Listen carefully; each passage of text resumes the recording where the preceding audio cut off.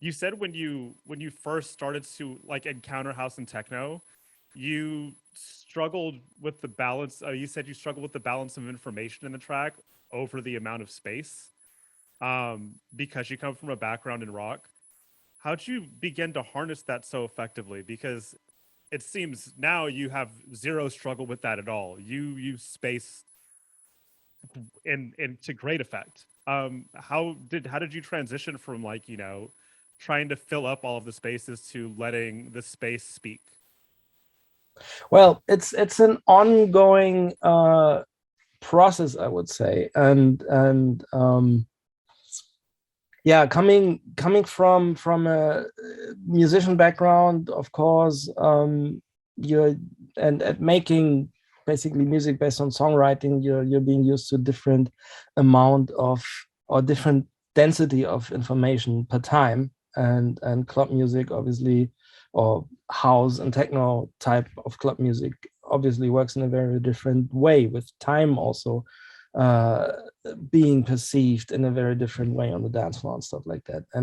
And I indeed struggled quite a bit with this in the beginning, because I never really, I mean, I used to DJ a lot in my life, but I never played house or techno. I played like soul and funk and Latin jazz and that type of music, Right. which is a completely different story to mixing house or techno records.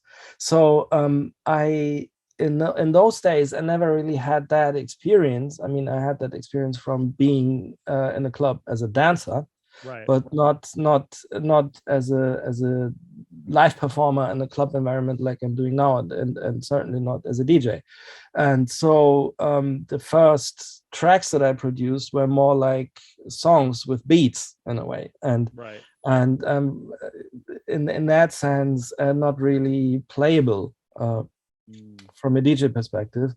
And yeah, in those years, I was part of several projects where I fulfilled the role of the instrumental player and studio engineer and stuff like that. And then there used to be another guy who maybe was a DJ and who brought that arranging experience to the table. So I think those years were important in terms of that. And then yeah, I stopped, or I started taking a break from producing in 2006, I think, which then lasted over 10 years. And in that time, obviously, I got very, very busy as a mixing engineer. And so I had thousands and thousands of tracks flowing through my system here. And of course, I've been condensing a lot of that information into my musical thinking and into my system. And I think that also played an important role. And now I'm playing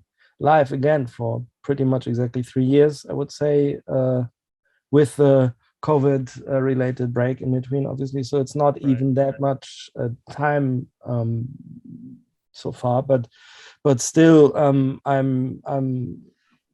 I'm in the process of realizing how much of a profound effect playing live also has on the way how I create music at the studio. Because now, in that capacity, I do actually have the direct feedback from what's working on the floor, and I can incorporate it into my music making at the studio as well.